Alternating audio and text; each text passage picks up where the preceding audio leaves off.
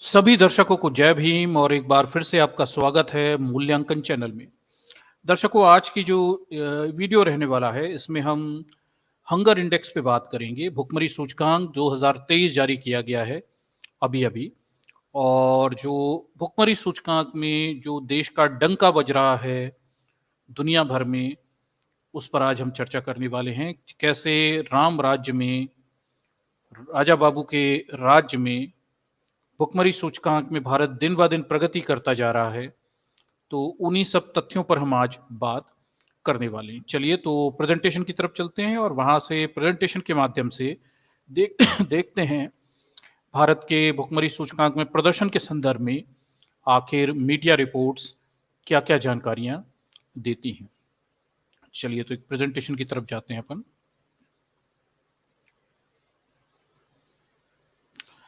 चलिए, तो ये स्क्रीन शेयर की हुई है मैंने आपके सामने, और ये अभी-अभी 13 अक्टूबर को जो भुखमरी सूचकांक के डेटा आए हुए हैं, उन्हीं के आधार पर हम चर्चा करेंगे कि मीडिया रिपोर्ट्स आखिर भुखमरी सूचकांक में, हंगर इंडेक्स में भारत के शानदार प्रदर्शन के बारे में क्या जानकारी दे रही है। तो देखिए, 13 अक्टूबर की ये रिपोर्ट है और ये क्या बात कहती है कि हंगर, भारत 125 देशों में 111वें स्थान पर है।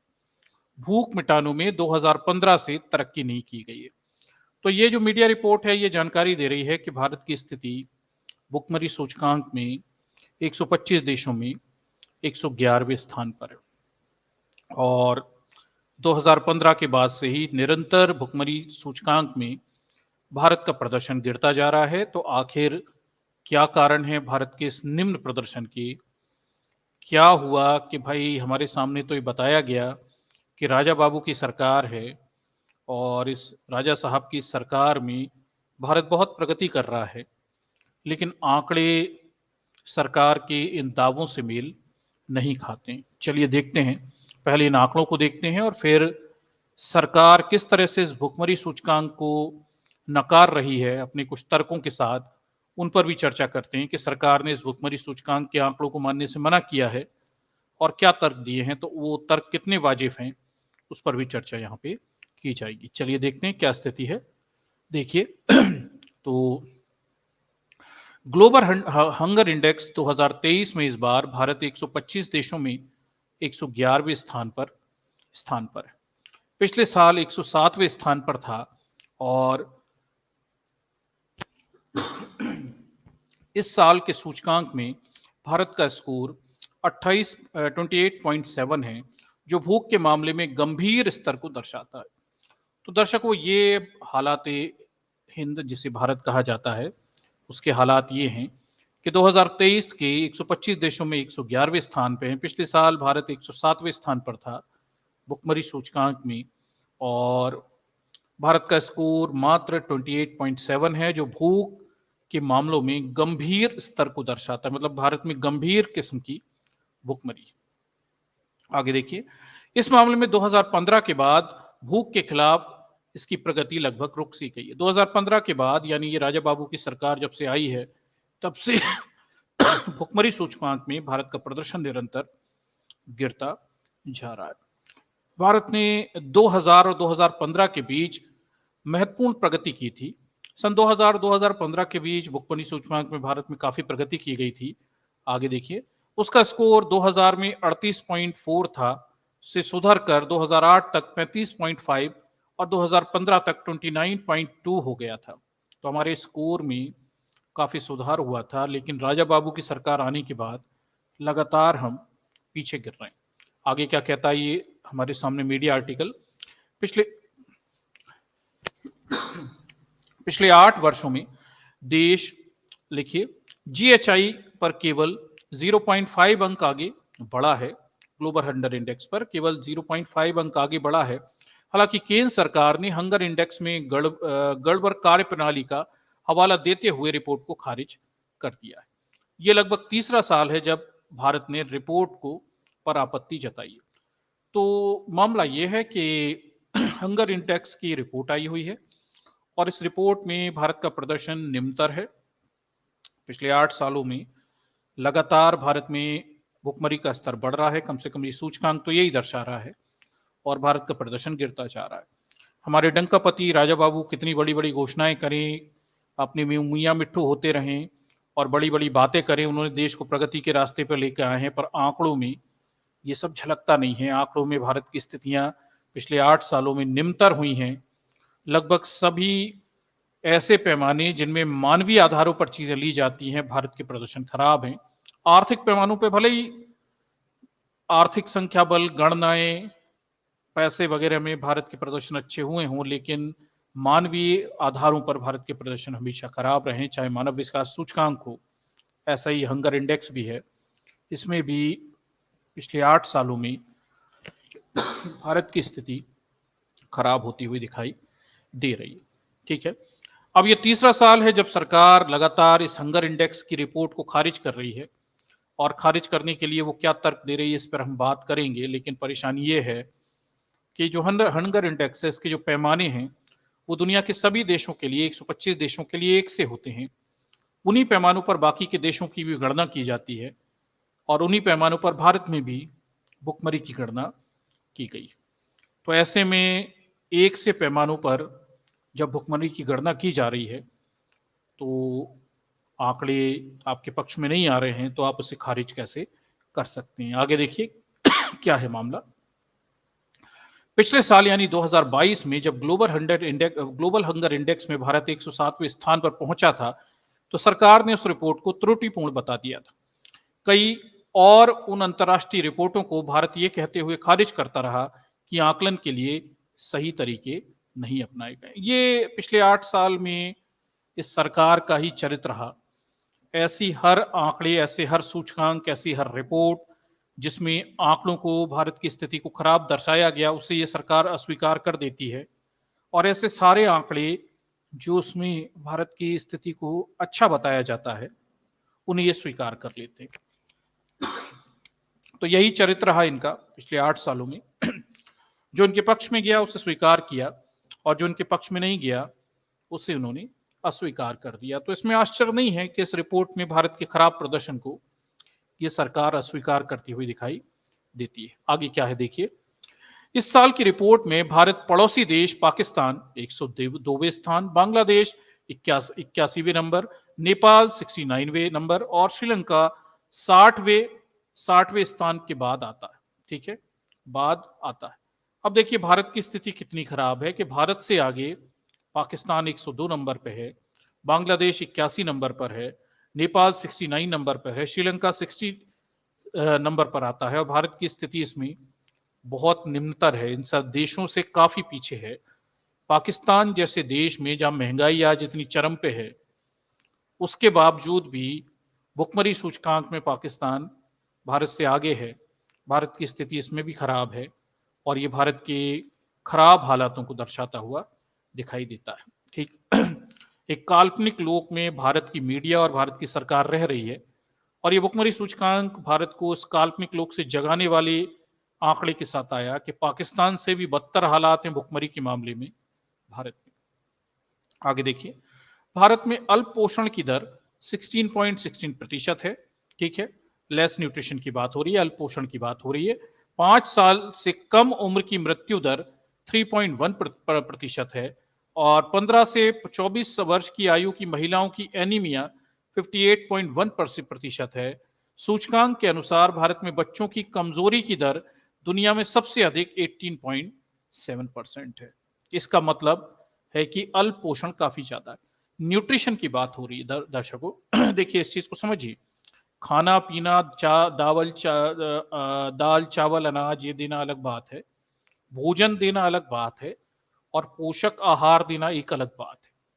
ठीक है, पोषक तत्व अगर भोजन में कम रहेंगे तो आप लेस न्यूट्रिटेड रहेंगे, मेल न्यूट्रिटेड भी हो सकते हैं, अल्प पोषित होंगे और भुखमरी सूचकांक में पोषण के स्तर का एक बहुत बड़ा महत्वपूर्ण आंकड़ा रहता है जिसे उसमें काउंट किया जाता है और भारत में पोषण का स्तर बड़ा निम्न है। दुनिया में सबसे खराब दर बच्चों के मामले में भारत की बताई जाती है, मात्र 18.7% ये पोषण की दर है और ये बहुत खराब स्थिति है। भारत में बच्चों की कमजोरी की दर दुनिया में सबसे अधिक है 18.7%। तो सबसे बच्चों की जो कमजोरी की दर है वो 18.7% है, जो कि दुनिया में सबसे खराब है। क्यों? क्योंकि उन्हें पर्याप्त मात्रा में पोषण नहीं मिल पाता है। आगे देखिए। हालांकि सरकार ने सूचकांक को गलत पैमाना अपनाए जाने की बात कहते हुए खारिज कर दिया है। इसने इसने कहा है कि सूचकांक भारत की वास्तविक स्थिति को नहीं दिखाता है। महिला और एवं बाल विकास मंत्रालय ने कहा है कि सूचकांक गंभीर कार्य प्रणाली संबंधी मुद्दों से ग्रसित है और दुर्भावनापूर्ण इरादे को दिखाता है। अब देखिए, ये रोना तो इनका वैसा ही रोना है जैसे इनके धर्म ग्रंथों की बात करते हैं तो कहते हैं मिलावट है। वही बात यहाँ पर भी है कि सूचकांक में भारत के वास्तविक हालात प्रदर्शित कर दिए आंकड़ों से, वो आंकड़े भी सरकार से ही लिए गए हैं। अब ये रोना रोना शुरू कर दिया इन्होंने कि इनके गणना करने के तरीके खराब हैं, ये सारी बातें कर रहे हैं। और इसी गणना करने के तरीके के आधार पर दुनिया के अन्य देशों के सूचकांक भी तैयार किए जाते हैं। भारत कोई अपवाद नहीं है या भारत के लिए कोई खास गणना की पद्धति बनाई जाए, ऐसा भी नहीं हो सकता, क्योंकि फिर बाकी के देशों का क्या होगा। लेकिन सरकार का ये रोना पिछले 8 सालों से जारी है। सरकार के कामों में किसी किस्म की सार्थकता नहीं नजर आती। सारे काम केवल उद्योगपति, पूंजीपति और सम्भ्रांत लोगों के दृष्टिकोणों से किए जा रहे हैं। और भोजन, थोड़े बहुत दाल चावल 5 किलो देकर सरकार ये सोच रही है कि भुखमरी सूचकांक में वो बेहतर प्रदर्शन कर लेगी। तो समझिए, ऐसा संभव नहीं है। पोषण के स्तर भारत में बड़े कमजोर हैं और तमाम सारे आंकड़े भारत के विरुद्ध ही जाते हैं, क्योंकि काम नहीं किए जा रहे। देश को धर्मांधता, सांप्रदायिकता के मुद्दों पर हाँका जा रहा है और वास्तविक मानवीय मुद्दों पर ध्यान बिल्कुल भी नहीं है। अब जब आंकड़े खराब आते हैं तो रोना रोने लगते हैं, जैसा कि हमेशा रोते हैं। आगे देखिए। पिछले साल जब विश्व विषमता रिपोर्ट आई, डाइवर्सिटी रिपोर्ट, विश्व विषमता रिपोर्ट आई, तो उसे भी केंद्र सरकार ने खारिज कर दिया था। रिपोर्ट में कहा गया था कि भारत दुनिया का सबसे असमान देशों में से एक है। देखिए दर्शक, डाइवर्सिटी रिपोर्ट में भारत को दुनिया के सबसे ज्यादा असमानता वाले देशों में से एक माना गया था। ये आंकड़े भी कितने खराब है, आप अंदाजा लगाइए कितनी ज्यादा असमानता, अनइक्वलिटी है भारत में, इसे समझिए। ठीक है। पिछले साल की विश्व विषमता रिपोर्ट देखिए। विषमता रिपोर्ट, पिछले साल की विश्व विषमता रिपोर्ट के अनुसार भारत शीर्ष 10% आबादी, देखिए जो डाइवर्सिटी रिपोर्ट थी, विषमता रिपोर्ट थी, अनइक्वलिटी रिपोर्ट थी। डाइवर्सिटी कह रहा हूं, विषमता इनइक्वलिटी होगा, अनइक्वलिटी रिपोर्ट थी। विषमताएं जो हैं, जो भारत में आर्थिक आधार पर देश के लोगों के मध्य तमाम किस्म के भेदभाव बने हुए हैं, उसकी रिपोर्ट क्या कह रही है। पिछले साल की विश्व विषमता रिपोर्ट के अनुसार भारत की शीर्ष 10% आबादी की आय नीचे के 50% लोगों की आय का 22 गुना अधिक थी। आप अंदाजा लगाइए, जो भारत के टॉप 10 लोग हैं, 10% अमीर लोग हैं भारत, उनकी आबादी, जो नीचे के 50% लोग हैं, उनकी आय नीचे के 50% लोगों की आय के मुकाबले 22 गुना अधिक है। आप अंदाजा लगाइए, देश के 10% लोगों की इनकम देश के नीचे के 50% लोगों की इनकम से 22 गुना अधिक है। अब आप अंदाज लगाइए क्या हालात हैं इस देश के। मात्र कुछ लोगों के हाथों में संपत्ति का केंद्रीकरण हो गया है और कुछ खास किस्म के लोग इस देश की संसाधनों का दोहन कर रहे हैं, शोषण कर रहे हैं और अमीर पे अमीर बने जा रहे हैं। आंकड़ों में देश अमीर दिखता है, पर देश के बहुसंख्यक लोग, 50% लोग जो कि गरीबी की रेखा से नीचे भी हैं, उनके हालात खराब हैं। और ये देश अलीट डेमोक्रेसी, अर्थात कुछ खास सक्षम अमीर लोगों का प्रजातंत्र बनने के रास्ते पर चल रहा है। आगे देखिए। 12 लाख रुपए की वार्षिक आय वाले लोग देश के शीर्ष 10% लोगों में शामिल हैं। अब देखिए, टॉप 10% टॉप लोग जो लोग हैं, उनमें 12 लाख से अधिक आय वाले लोगों को इन्होंने रखा गया है। देश की औसत आय सिर्फ 2 लाख रुपए थी।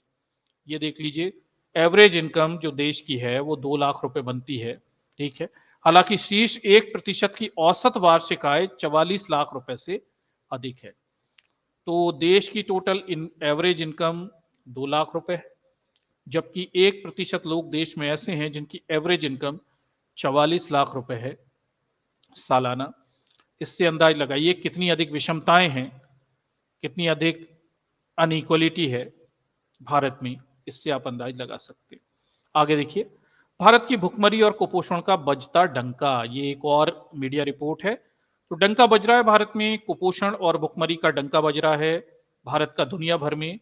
और ये बिल्कुल सच्चाई है कि राजा बाबू के दरबार में कुपोषण और भुखमरी का डंका बज रहा है दुनिया भर में भारत का। ये दरिद्र बच्चों की रिपोर्ट के चित्रों के साथ हालात देखिए। ये बच्चे आपको यत्र तत्र रोडों पर खड़े मिल जाएंगे, भीख मांगते हुए मिल जाएंगे, कारों के पास आकर कुछ सामान वामान के लिए कुछ मांगते हुए चले मिल जाएंगे। और ये भी भारत में ही रहते हैं, जिनकी तरफ अक्सर शहरी लोगों का ध्यान नहीं जाता, पर इनकी आबादी सबसे ज्यादा है। आगे देखिए, धनी और समृद्ध परिवार के बच्चे, लिखिए, उच्च उच्च खल राष्ट्रवाद का इंजेक्शन बड़ी तत्परता से जिया जा रहा है। अब देखिए ये क्या बात कह रहे हैं कि धनी और समृद्ध परिवार के बच्चों को उच्च श्रृंखला राष्ट्रवाद का इंजेक्शन बड़ी तत्परता से दिया जा रहा है। ये बताने की कोशिश की जा रही है कि पिछले 75 सालों में कांग्रेस व अन्य दलों ने देश के लिए कोई भी महत्वपूर्ण कार्य नहीं किया है। बात यहीं तक नहीं रुकती है, ऐसे बच्चों को यह भी ज्ञान प्रदान किया जा रहा है कि नरेंद्र मोदी के नेतृत्व में वर्तमान सरकार ही भारत की वास्तविक सरकार है और असली विकास 2014 के बाद ही शुरू हुआ है। कुछ लोग तो यहां तक कहते हैं कि भारत की आजादी भी 2014 में तब मिली जब नरेंद्र मोदी सत्ता में आए। तो ये नैरेटिव है जो पिछले 8 सालों में 10 सालों में सेट किया गया 2014 के बाद, कि भाई 14 के पहले की सारी सरकारें मक्कार नकारा थी। जो भी हुआ इस देश में 14 के बाद हुआ, और ये भी राजा बाबू ने ही किया। इससे पहले के सभी लोग प्रधानमंत्री वगैरह ज्यादा कुछ कर नहीं पाए, और सारा विकास इन्हीं की देन है। तो अब देखिए इनके आंकड़े देख लीजिए, पिछले 8 सालों में 2014 के बाद आंकड़े क्या इस सरकार के पक्ष में हैं या नहीं। आगे देखिए, लोगों में यह ज्ञान इसलिए स्थायी जगह पाता जा रहा है क्योंकि नरेंद्र मोदी और उनकी सरकार हर छोटे बड़े कार्यक्रम में राष्ट्रीय कार्यक्रम और राष्ट्रीय गौरव के बहाने नागरिकों की गाड़ी कमाई से अर्जित किए गए टैक्स से अरबों रुपए बहाती है। अब लोगों को यह सब आकर्षित क्यों लगता है? जो भी सरकार कहती है कि सरकार अपने दुष्प्रचार को, झूठे प्रचार को बड़े बड़े आयोजन करके लोगों के सामने हर छोटे मोटे काम को ऐसे रखती है जैसे बड़ा महान काम कर दिया गया। इसमें जनता की कमाई का अरबों रुपए का टैक्स का पैसा खर्च होता है, और सरकार के छुटवैया काम भी बड़े गौरव के रूप में लोगों के मन में स्थापित किए जाते हैं। उदाहरण के लिए G20 के आयोजन में जिस तरह गौरव के नाम पर हजारों करोड़ रुपए खर्च किए गए, वह किसी भी रूप से न्यायोचित नहीं ठहराया जा सकता। आयोजन की चमक में गरीब दिखाई ना दे, इसलिए पूरी योजना लग रही थी। तो पूरा आयोजन इस तरह से था कि भारत की गरीबी ना दिखाई दे, जबकि हंडर इंडेक्स भारत की सारी पोल खोलता हुआ दिखाई देता है। विभिन्न आयामों वाली तस्वीरें खिंचवाना, बड़े बड़े वादे करना, और जब लगने लगे कि हर हर हार निश्चित है तो वादे नहीं पूरे किए जा सकते, साथ ही जनता के सामने जाने का और उन्हें चेहरा दिखाने का साहस खत्म हो जाए, तब आईटी सेल के माध्यम से कांग्रेस और अन्य दल के मान मदन शुरू कर देना ये एकमात्र रास्ता रह जाता है। तो दर्शकों, अब क्या बचा हुआ है कि आंकड़ों में तो दिख रहा है कि काम कुछ किया नहीं गया। विपक्षी दल, विशेषकर कांग्रेस जो ज्यादा समय तक शासन में रही, सारी देश की बुराई की जिम्मेदारी उन्हें ठोप दिया जाता है।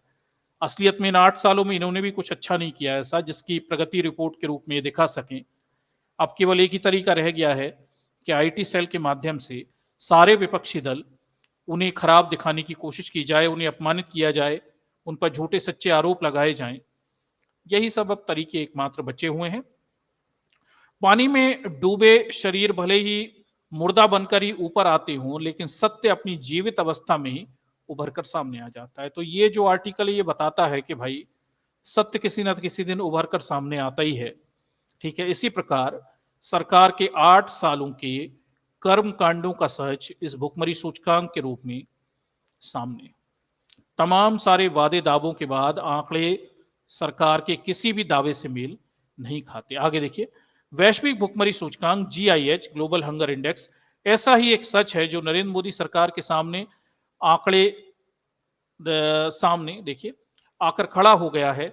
वैश्विक भुखमरी सूचकांक 2023 में भारत की स्थिति गंभीर श्रेणी में रखी गई है। 125 देशों की भुखमरी पर किए गए आकलन में भारत 111वें स्थान मिला हुआ है। जीआईएच 2022 में ये स्थान 107वां था। भारत का स्कोर 100 पॉइंट के स्केल पर 28.7 है। सूचकांक में 0 सबसे अच्छा स्कोर है और 100 सबसे खराब है। स्थिति यह है कि जब से नरेंद्र मोदी सरकार सत्ता में आई है, तब से भारत लगातार इस सूचकांक में पिछड़ता जा रहा है। तो पिछले 8 सालों में भुखमरी सूचकांक में हमने गंभीर गिरावट दर्ज की है। कोरोना काल में तो हद दर्जे की गिरावट हो गई, तो 2007 से सीधे 107 से 111वें नंबर पर हम आ गए। हालात बद से बदतर हैं भुखमरी के पोषण के मामले में। लिखिए, इस प्रतिष्ठित सूचकांक में भारत की स्थिति पाकिस्तान 102, बांग्लादेश 81, नेपाल 69, श्रीलंका 60वें से भी बदतर है। तो ये मैं बता चुका हूं कि भारत की स्थिति अपने पड़ोसी देशों से जो भारत से कमतर हैं, इवन श्रीलंका तो अभी देखिए दिवालिया होने की स्थिति में आ गया, तो भी भुखमरी सूचकांक में वो भारत से बेहतर प्रदर्शन करता दिखाई दे रहा है। आप 100 तर्क दे लें, लेकिन सच्चाई यही है कि आंकड़ों में आपका प्रदर्शन हद दर्जे तक बदतर है। ये सूचकांक लिखिए, जर्मनी आधारित गैर लाभकारी गैर सरकारी सहायता प्राप्त एजेंसी, लिखिए वेंथुगर हिफले द्वारा अंतर्राष्ट्रीय खाद्य नीति अनुसंधान संस्थान IFFRI के सहयोग से 2006 से जारी किया जा रहा है। तो ये बड़ी संस्था है और ये एक मान्यता प्राप्त रेपुटेड संस्था है जो सूचकांक को 2006 से जारी कर रही है। सूचकांक जारी करने वाली इस संस्था की स्थापना 1962 में संयुक्त राष्ट्र खाद्य एवं कृषि संगठन के तत्कालीन महानिर्देशक विनय रंजन सेन के द्वारा चलाए गए भुखमरी से आजादी देखिए कैंपेन के जर्मन विस्तार के रूप में की गई थी। ठीक है, और बजाय इसके कि सरकार भुखमरी में भारत की गंभीर स्थिति को गंभीरता से लेती, उसने इसे नकारना ही ज्यादा बेहतर समझा। ठीक है, अब सरकार ने क्या किया, इस ग्लोबल वैश्विक स्तर के सूचकांक की रिपोर्ट को नकार दिया। बजाय से गंभीरता से लेकर स्थितियों को स्वीकार कर उन्हें सुधार की बात करने की बजाय सरकार उसे नकार रही है। जैसा कि सरकार का पिछले 8 सालों से रवैया है, किसी भी अपराधियों पर जो उनके पक्ष के हैं उन पर कार्रवाई नहीं की जाती, किसी भी घोटाले पर कोई जांच आयोजित नहीं की जाती, ज्यादातर मामलों को रफा दफा कर दिया जाता है। जन विरोध के बावजूद भी सरकार अपनी हट पे अड़ी रहती है और यही बात भी यहाँ पर भी दिखती है। एक गंभीर वैश्विक भुखमरी सूचकांक में भारत के हालातों को गंभीरता से दर्शाया गया, परंतु सरकार उसे सुधारने की बजाय उसे नकार रही। आगे देखिए, और ये नकारने का काम भारत सरकार लगभग 3 बार से बहुत ही गंभीरता से कर रही। पिछले तीनों बार की रिपोर्ट के नकार रही। भारत सरकार ने लगातार तीसरे साल सूचकांक की त्रुटिपूर्ण कार्य प्रणाली को दोषी माना। सरकार का कहना है कि सूचकांक के लिए आंकड़ों का संकलन NFHS 5 2019-21 से लिया गया है, जबकि सूचकांक के आंकड़ों को पोषण ट्रैकर से लेना चाहिए था। जबकि सरकार ये बताने में विफल रही है कि राष्ट्रीय परिवार स्वास्थ्य संरक्षण NFHS के नवीनतम आंकड़ों को ले लेने से क्या परेशानी है। ये भी परेशानी है कि सरकार अब ये कह रही है कि सरकार की ही एक संस्था नेशनल फैमिली हेल्थ सर्वे, राष्ट्रीय परिवार स्वास्थ्य सर्वेक्षण, इसके आंकड़ों को ना ले जबकि दूसरे आंकड़ों को ले। तो भाई इसके आंकड़े जो सरकार खुद ही जारी करती है, इसे लेने में क्या परेशानी है। तो कोई तर्क नहीं। आगे देखिए, पूरी दुनिया के शोधकर्ता 1992 है। पूरी दुनिया के शोधकर्ता देखिए, पूरी दुनिया के शोधकर्ता 1992 से ही इन आंकड़ों का इस्तेमाल कर रहे हैं। यदि इन आंकड़ों में कोई खामी है तो इसे बंद क्यों नहीं कर दिया जाता। यदि ये अपडेट नहीं है तो इस समय पर अपडेट क्यों नहीं किया जाता। सरकार कम से कम शोधकर्ताओं को तो ये निर्देश नहीं दे सकती कि जहां से वे चाहेगी शोधकर्ता वहीं से आंकड़े लेंगे, लेकिन वर्तमान सरकार संभवतः यही सोचती है। अब देखिए, मजेदार बात यह है कि भाई शोध करने वाले संस्थाएं आंकड़े जहां से ले रही हैं पिछले कई सालों से, वो आज भी वहीं से ले रही है। हंगर इंडेक्स वाले भी नेशनल फैमिली हेल्थ सर्वे के आंकड़े लेते आ रहे हैं और अभी भी ले रहे हैं। और ये सरकार चाहती है कि कुछ और आंकड़े ले जो उसने फर्जी तरीके से बना दिए हैं, उन आंकड़ों को ले और इन आंकड़ों को ना ले। और ना लेने के पीछे का कोई लॉजिक क्या है वो भी बताना नहीं चाहती। आगे देखिए, वास्तव में ग्लोबल हंगर इंडेक्स स्कोर एक फॉर्मूले पर आधारित है जो 4 समेकतों समेतकों इंडेक्सों को जोड़ता है, ठीक है, और जो एक साथ भूख की बहुआयामी प्रकृति को समझाने में मदद करते। इसमें अल्प पोषण, बाल बोनापन, बाल दुबलापन, बाल मृत्यु दर शामिल होती है। ठीक है, 4 प्रकार के समेकत हैं और जो इंडेक्टर्स हैं उन्हें इसमें लिया जाता है, संकेतकों को लिया जाता है और इंडिकेटर्स को लिया जाता है। कौन-कौन से इसमें 4 इंडिकेटर्स हैं? बहुआयामी यानी मल्टी डायमेंशनल पॉवर्टी के लिए 4 इंडिकेटर्स को ले रहे हैं इसमें। पहला है अल्पोषण, बाल पोषण, बाल बोनापन, बाल दुबलापन और बाल मृत्यु दर। नरेंद्र मोदी के सत्ता में आने के बाद से ही भूख के खिलाफ भारत की प्रगति 2015 से लगभग रुक सी गई है, जबकि इससे पहले 2000 से 2015 के बीच भारत ने शानदार प्रदर्शन किए थे। तब तत्कालीन सरकार देखिए सरकार ने देखिए जबकि इस तत्कालीन सरकार ने आंकड़ों का रोना नहीं रोया, बल्कि विभिन्न नीतिगत सुधार किए जिससे अंततः भुखमरी के खिलाफ लड़ाई को गति मिल सके। तो पुरानी सरकारों ने अपनी कमियों को सुधारा और स्थितियां अच्छी की। ये जो सरकार है कमियों को सुधारने की बजाय आंकड़ों में ही खामी निकाल रही। भारत ने सन 2000 से 2015 के बीच महत्वपूर्ण प्रगति की। उसका स्कोर 2000 में 38.4 से सुधरकर 2008 में 35.5 और 2015 में 29.2 हो गया, जबकि नरेंद्र मोदी के नेतृत्व वाली सरकार के पिछले 8 वर्षों के दौरान भारत का GIH ग्लोबल हंगर इंडेक्स केवल 0.5 अंक की आगे बढ़ा। आप अंदाज लगाइए, पुरानी सरकार के समय 38 से 29 तक ये पहुंच गया था, स्कोर काफी सुधर गया था। अब ये नई सरकार में केवल 8 सालों में 0.5% ही बढ़ा, जरा सी बढ़ोतरी हुई, इसलिए आंकड़े इतने खराब नजर आ रहे हैं। महिला एवं बाल विकास मंत्रालय ने कहा है कि भूख का त्रुटिपूर्ण माप भारत की वास्तविक स्थिति को प्रतिबिंबित नहीं करता है। मंत्रालय के अनुसार पोषण ट्रैकर पोर्टल के डेटा में 5 साल से कम उम्र के कुल 7.24 करोड़ बच्चों में चाइल्ड वेस्टिंग दुबलापन 7.2% है, जबकि GIH में चाइल्ड वेस्टिंग के लिए नेशनल फैमिली हेल्थ सर्वे 5 के नवीनतम आंकड़े 18.7 को सही नहीं माना। ठीक है, तो अब जो नेशनल फैमिली हेल्थ सर्वे है वो ज्यादा ऑथेंटिक है, उसी के आंकड़े बेहतर हैं। अब सरकार ये अलग आंकड़े पर बात करना चाह रही है जिसे वो एक्सेप्ट नहीं करेंगे। वो पहले से ही नेशनल फैमिली हेल्थ सर्वे पे आंकड़े दे रहे हैं और आज भी अभी वही देंगे। ठीक है, लेकिन सरकार आंकड़ों को फर्जी तरीके से छुपाने की सोच रखती है। पोषण ट्रैकर पोर्टल की कार्यविधि का प्रभावशीलता पर संसदीय समिति सवाल उठा चुकी है। अब देखिए, ये भी मजेदार है कि नेशनल फैमिली हेल्थ सर्वे 5 के आंकड़ों पर सरकार कहती है गणना मत करो, जबकि पोषण ट्रैकर पोर्टल की कार्यविधि पर संसद की समिति पहले ही आवाज उठा चुकी। भारत की संसद की एक समिति ने ये जो पोषण ट्रैकर पोर्टल बनाया है, इसके आंकड़े एकत्रित करने की कार्यविधि पर सवाल उठाए और त्रुटिपूर्ण कहा है। तो ये पहले से ही गलत स्थिति में है पोषण tracker portal. National family health survey के ही आंकड़े ज्यादा बेहतर हैं।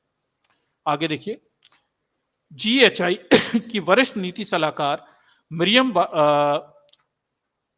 वाइमर्स ने भारत सरकार की आपत्ति पर अपनी प्रतिक्रिया देते हुए कहा कि GHI सभी देशों के लिए समान किस्म के स्रोतों के आंकड़े एकत्रित करता है और ये सुनिश्चित करता है कि उपयोग की गई सभी दरें तुलनीय पद्धति का उपयोग करके तैयार हों। किसी भी देश या देश के लिए इस प्रक्रिया में अपवाद पेश करना परिणाम और रैंकिंग की तुलना से समझौता होगा। तो वो ये जो GHI की सलाहकार हैं मरियम, ये कह रही हैं कि भाई सभी देशों के लिए एक से पैरामीटर्स हैं, उन्हीं पैरामीटर्स पर ये आंकड़े एकत्रित किए जाते हैं और जारी किए जाते हैं।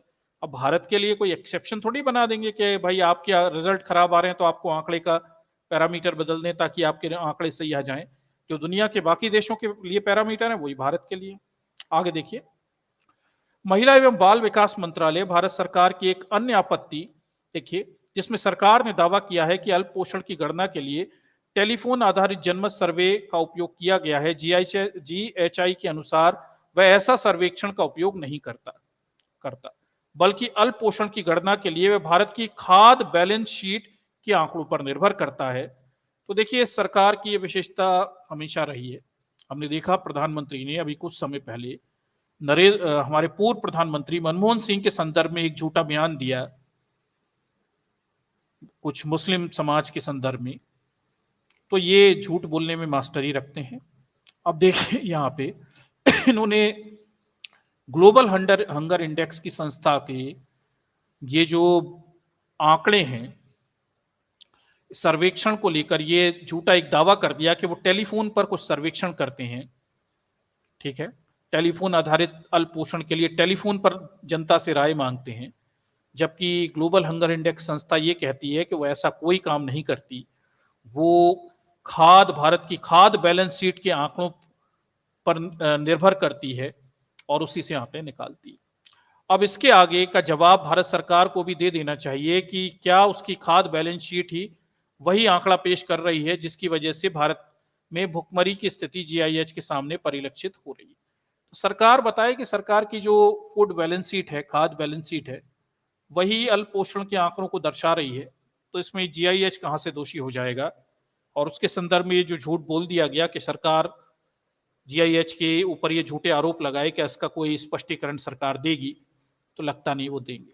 आगे देखिए, गेहूं चावल और मुट्ठी भर दाल से भारत का भविष्य भारत के भविष्य के बच्चे संवारे नहीं जा सकते जब तक उन्हें पर्याप्त मात्रा में फल दूध के साथ प्रोटीन के विविध स्रोत उपलब्ध नहीं कराए जाते, तब तक सरकार अपनी चुनावी विफलता के डर से वैश्विक आंकड़ों को साजिश बताकर नकारती रही।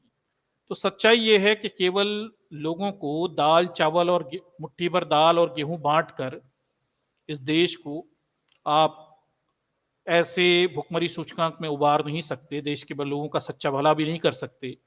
इसके लिए पर्याप्त मात्रा में फल दूध और प्रोटीन आधारित खाद्य पदार्थ उपलब्ध कराने पड़ेंगे, ठीक है, ये सच्चाई है।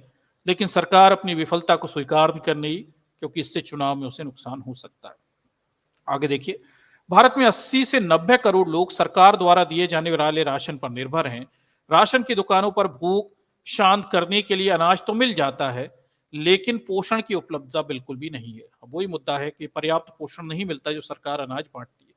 जिसकी उपलब्धता बिल्कुल भी नहीं है, जिन परिवारों में पिता या माँ शाम को लीची आम केले और सेब लेकर घर आते हैं, जिन्हें पर्याप्त मात्रा में घी और पनीर उपलब्ध है, जो लोग हर दिन हरी सब्जियां और दही का सेवन कर रहे हैं, उन्हें ये बात महसूस नहीं हो सकती कि G20 के सफल आयोजन और देश के विकास दो बिल्कुल अलग चीजें। यही देश का दुर्भाग्य है कि यहाँ एक मोटा समृद्ध समाज है जो जातिवाद के आधार पर सत्ता शक्ति ताकत लेके बैठा है। वो रोज दूध दही घी खीर पूड़ी खाता है। उसे क्या पता कि भुखमरी सूचकांक में लोग अल्प पोषित हैं, लोग पर्याप्त पोषण नहीं ले पाते।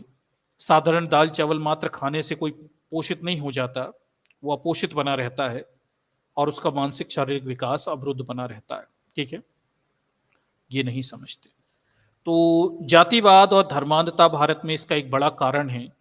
भुखमरी सूचकांक में भारत के निम्न प्रदर्शन का, भारत में ज्यादातर गरीब निम्न जाति के लोग हैं और उन्हें पर्याप्त मात्रा में पोषण नहीं मिलता तो उनका शारीरिक मानसिक विकास नहीं होता, और चूंकि उनका शारीरिक मानसिक विकास पर्याप्त नहीं होता, इसलिए सवर्णों के साथ वो प्रतिस्पर्धा में पीछे रह जाते या रह सकते हैं या उन्हें ज्यादा मेहनत करनी पड़ेगी। ये एक वास्तविक सच्चाई है, ठीक। और सवर्ण चूंकि पर्याप्त पोषण लेते हैं तो उनके बच्चे हट्टे कट्टे तगड़े बौद्धिक स्तर में ऊंचे, वो किसी भी प्रकार की प्रतिस्पर्धा में आगे ही रहेंगे स्वाभाविक रूप से। तो ये अच्छे से समझिए कि ये जो मेरिट की बात की जाती है, ये जो योग्यता की बात की जाती है, ये झूठ है। क्यों? क्योंकि योग्यता का संबंध पोषण और सुपोषण से है। अगर पर्याप्त मात्रा में पोषण नहीं मिलेगा, न्यूट्रिशन नहीं मिलेगा, तो बच्चा कमजोर रहेगा। निश्चित रूप से निम्न जाति के लोग गरीब हैं, वही अल्प पोषित रहते हैं, उनका शारीरिक मानसिक विकास नहीं हो पाता और वो मेरिट में पीछे रह सकते हैं। इसलिए मेरिट की बात करना वास्तव में वैज्ञानिक आधारों पर भी गलत है। मेरिट का संबंध पोषण से होता है और संसाधनों की उपलब्धता से होता है, ठीक है। ये आंकड़े देखिए कितने खतरनाक है, ठीक। आगे देखिए, किसी देश का कद उसकी अपनी धरती पर निर्मित होता है। उधार की तारीफ और प्रचार प्रसार मात्र से राष्ट्र महाशक्ति नहीं बना करते। महाशक्ति बनने के लिए देश को समझना होगा कि उसकी समस्याओं को नकारने से पहले उन्हें स्वीकारना होगा। बिल्कुल सही बात है कि देश महाशक्ति तब बनेगा जब अपनी समस्याओं को स्वीकारें और सुधारें। आगे देखिए, विका विकासशील देशों में बाल जीवन रक्षा के अध्ययन के लिए एक विश्लेषणात्मक रूपरेखा को लिखिए मोस्ले चेन फ्रेमवर्क के नाम से जाना जाता है। यह फ्रेमवर्क शिशु और बाल मृत्यु दर के निर्धारकों को 3 श्रेणियों में वर्गीकृत करता है: जैविक कारक, सामाजिक आर्थिक कारक और पर्यावरणीय कारक। आगे देखिए, जैविक और पर्यावरणीय कारकों पर ध्यान देने से पहले सामाजिक आर्थिक पहलुओं पर ध्यान देना जरूरी है। हर बार जलवायु परिवर्तन और वैश्विक कारण जैसे तरीकों से जनमानस को उलझाने से अच्छा है कि अपने नागरिकों के हित के लिए कार्य किया जाए, ना कि अपनी कुर्सी बचाने के लिए। ठीक है। साहू, नायर और अन्य के अनुसार किसी राष्ट्र का सामाजिक आर्थिक विकास अक्सर मौजूदा शिशु और बाल मृत्यु दर से परिलक्षित होता है। इस लिहाज से तो विकास की यात्रा 2015 के बाद थम चुकी है। किसी भी देश में शिशु मृत्यु दर और बाल मृत्यु दर ये वहां के वास्तविक हालातों को दर्शा देते हैं कि वहां पे सामाजिक स्थितियां क्या हैं।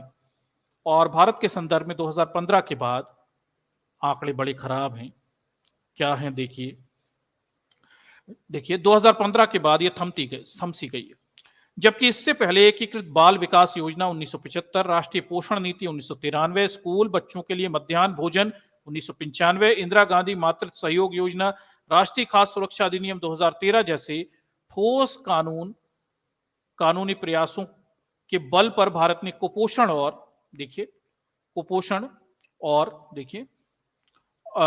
कुपोषण में सुधार की स्थितियां पाई हुई थी। आगे देखिए, वैश्विक भुखमरी सूचकांक की रिपोर्ट पढ़कर तो यही लगता है कि या तो अभी 2022 नहीं गुजरा है या शायद 2022 का कुछ और अर्थ होगा, चाहे तो सरकार अपनी इस घोषणा का अर्थ भी बता दे। तो ये इस मीडिया रिपोर्ट से हमें पता चलता है।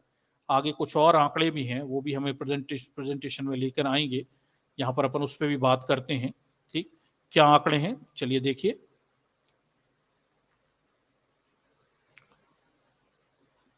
चलिए ये और मैं प्रेजेंट करता हूं।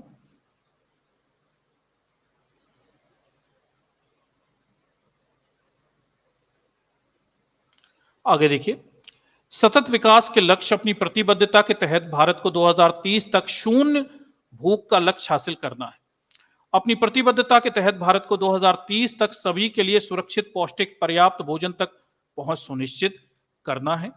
और SDG 2.1 और बच्चों में बौनापन और दुबलापन दर लक्ष्य हासिल करना है और हर किस्म के कुपोषण को खत्म करना है, SDG 2.2। और लिखिए, रोकी जा सकने वाली बाल मृत्यु दर को कम करना है, SDG 2.3। ये लक्ष्य हैं, हमारे सतत विकास लक्ष्य हैं। ठीक है, इन्हें हासिल करना है। लिखिए, इसके लिए पहले से चल रहे कार्यक्रमों के नाम बदलने से काम नहीं चलेगा, स्वयं को धर्म प्रचारक और मसीहा साबित करने से काम नहीं चलेगा, विपक्षी दलों को कोसने और भारत की नींव निर्माताओं को नीचा दिखाने से भी काम नहीं चलेगा। जागरूक जनता परिणाम चाहती है, उसे योजनाओं के नाम से असर नहीं पड़ता, उसे संबंधित काम और प्रभावशीलता से असर पड़ता है। सरकार को यह समझना होगा कि कुपोषण और भुखमरी के मूल में गरीबी और बेरोजगारी है। मनरेगा का लगातार घटाया जा रहा बजट की स्थिति को और भी गंभीर बना देता है। गांव में काम खत्म हो चुका है, शहरों में रहन सहन के तरीकों में बदलाव की दर सुस्त पड़ चुकी है। इन सब का असर भुखमरी और कुपोषण पर पड़ता है। देखिए, SN द्विवेदी और S बेगम और अन्य के अनुसार सामान्य तौर पर शहरी क्षेत्र की तुलना में ग्रामीण इलाकों में शिशुओं की मृत्यु की संभावना बढ़ जाती है। हालांकि अनुसूचित जाति जनजाति की आबादी के संबंध में जोखिम और भी बढ़ जाता है। देखिए दर्शकों, ये विशेषज्ञ हैं, वो भी यही बात कह रहे हैं कि सबसे ज्यादा बुरी स्थिति अनुसूचित जाति जनजाति के लोगों की, SC ST लोगों की है। कुपोषण के मामले में उनके हालात सबसे खराब है। आगे देखिए, जिसे नेशनल फैमिली हेल्थ सर्वे के आंकड़ों को मानने से फिलहाल भारत सरकार इनकार कर रही है, वह उसी के द्वारा बनाए गए हैं। नेशनल फैमिली हेल्थ सर्वे के आंकड़े स्वास्थ्य और परिवार कल्याण मंत्रालय, भारत सरकार द्वारा international institute for population science के सहयोग से तैयार किए जाते हैं। ये प्रजनन क्षमता, परिवार नियोजन, शिशु और बाल रुग्णता, मृत्यु दर, मातृ और प्रजनन स्वास्थ्य, महिला और बच्चों के पोषण की स्थिति और स्वास्थ्य सेवाओं की गुणवत्ता पर राज्य और राष्ट्रीय स्तर की जानकारी प्रदान करते हैं। ये बात सही है कि भुखमरी पूरी दुनिया में बढ़ी है, लेकिन भारत के संदर्भ में वो कारक उतने प्रभावशील नहीं है, क्योंकि भारत लगातार 2015 से सूचकांक में नीचे जा रहा है। भारत कोविड-19 से पहले से ही खस्ता हालत में था। भारत रूस और यूक्रेन के युद्ध से वैसा प्रभावित नहीं है जैसे दुनिया के अन्य देश हैं। भारत में मुख्य समस्या बेरोजगारी, संसाधन और धन पर लगातार कुछ चुनिंदा लोगों का कब्जा है। सरकार द्वारा विपक्ष को बदनाम करके उसे भारत विरोधी साबित करने की कोशिश ने सरकार पर संसदीय नियंत्रण को कम किया है, जिससे बेलगाम होती नीतियों पर चर्चा और बहस का स्थान लगातार कम होता जा रहा है। भुखमरी के मामले में चीन का जबरदस्त प्रदर्शन उसे यूरोप की ओर ले जा रहा है, तो दूसरी ओर भारत के निम्नतम प्रदर्शन उसे उप सहारा क्षेत्र अल्प विकसित देशों के साथ खड़े होने पर बाध्य कर रहा है। क्या इससे भारत का डंका दुनिया में बजेगा? क्या इससे भारत की छवि अच्छी होगी? क्या इससे भारत को महाशक्ति बनने में मदद मिलेगी? मेरी नजर में इन सब का उत्तर ना ही है, और इस नकारात्मक स्थिति में सुधार भी सिर्फ तभी संभव है जब नागरिक यह तय करें कि वो अब सरकार की हाँ में हाँ नहीं मिलाएंगे, बल्कि सरकार से केवल सवाल पूछेंगे ताकि आगे आने वाले भारत की पीढ़ियों को भूख से ना गुजरना पड़े। तो दर्शकों, ये मीडिया रिपोर्ट्स के विश्लेषण हैं, ठीक है, ये इनके विश्लेषण हैं, पर इसमें एक चीज अच्छे से समझिए कि भुखमरी की जो समस्या है भारत में, ये संबंधित है बेरोजगारी से, गरीबी से। गरीबी संबंधित है जातिवाद से, जातिवाद संबंधित है धर्मांधता से। ये सारे घोलमाल करके एक कॉकटेल बनाते हैं, और पूरा ओवरऑल मामला ये बनता है कि धर्म के नाम पर भारत में जातिवाद चलाया जाता है। जातिवाद के नाम पर कुछ खास जातियां अपने आप को ऊंचा जाति कहकर सत्ता, व्यवस्था, संसाधनों पर कब्जा करके 1000 साल से बैठी हुई हैं, और समाज की बहुसंख्यक लोगों को निम्न जाति घोषित कर दिया गया है। उन्हें अधिकार, संसाधन और सुविधा से महरूम कर दिया गया। ठीक, इसके परिणाम ये हुए कि देश में निम्न जाति के लोगों में कुपोषण और गरीबी की स्थिति बढ़ती चली गई, और कुपोषण की वजह से, अल्प पोषण की वजह से समाज के निम्न जाति के लोग शारीरिक, मानसिक रूप से अस्वस्थ हो गए, और ऐसे लोग प्रतिस्पर्धा में सवर्ण समाज के लोगों से पीछे रह गए। ठीक है, तो प्रतिस्पर्धा करना संभव था भी नहीं। पोषण एक बहुत बड़ी समस्या है।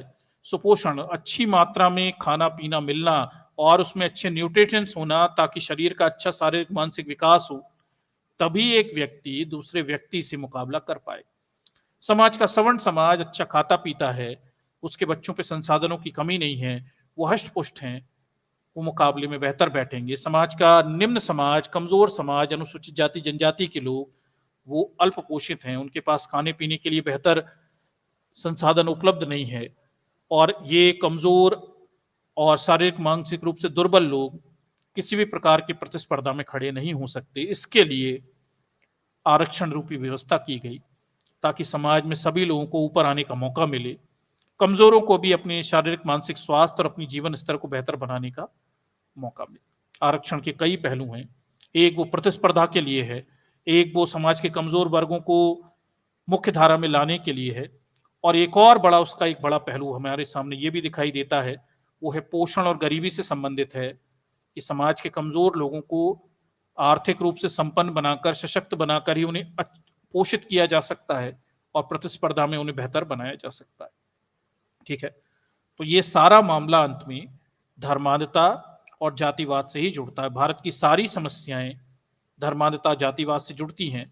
यूरोप, अमेरिका में अगर आप देखेंगे तो वहां संपत्ति का केंद्रीकरण होना और गरीबी होना, उसके कुछ अलग और पृथक कारण होंगे, लेकिन भारत में संपत्ति का केंद्रीकरण, गरीबी, निर्धनता का एक ही कारण है, वो है जातिवाद, जो धर्म से निकल कर आता है या धर्म से स्वीकृति, मान्यता प्राप्त है, जिसके नाम पर संसाधन और संपत्ति का केंद्रीकरण समाज के सवर्ण समाज के हिस्से में है, और जो शूद्र समाज, निम्न समाज है, उसके हिस्से में ज्यादा कुछ आता नहीं, वो निर्धन, गरीब और कुपोषित ही बना रहता है। ठीक, तो ये भारत के वास्तविक हालात हैं, और ये भुखमरी सूचकांक, ये आई ओपनर है, ये आंखों पर से उस पर्दे को हटाने वाला है जो लोगों ने पिछले 8 सालों में अपनी आंखों पे चढ़ा लिया। ये उसकी वास्तविक स्थिति दर्शाने वाला है। ठीक, चलिए, तो दर्शकों, आज की ये जो वीडियो था, ये विशेषकर ये भुखमरी सूचकांक के भारत में हालात को समझाने के लिए था। गंभीर रिपोर्ट है। इस रिपोर्ट को आप शेयर करिए, दूसरों तक पहुंचाइए ताकि उन्हें भारत के वास्तविक हालातों का ज्ञान हो और वो आने वाले चुनाव में अपनी बुद्धि का इस्तेमाल करके हुए वोट दें और बेहतर लोगों को चुनें जो आपको भुखमरी और कुपोषण की स्थिति से बाहर निकालें और बेहतर भविष्य का निर्माण कर सकें। ठीक है, चलिए तो आज के वीडियो में बस इतना ही और अगले स्ट्रीम में फिर हम मिलते हैं। चलिए, सभी दर्शकों को जय भीम और गुड नाइट।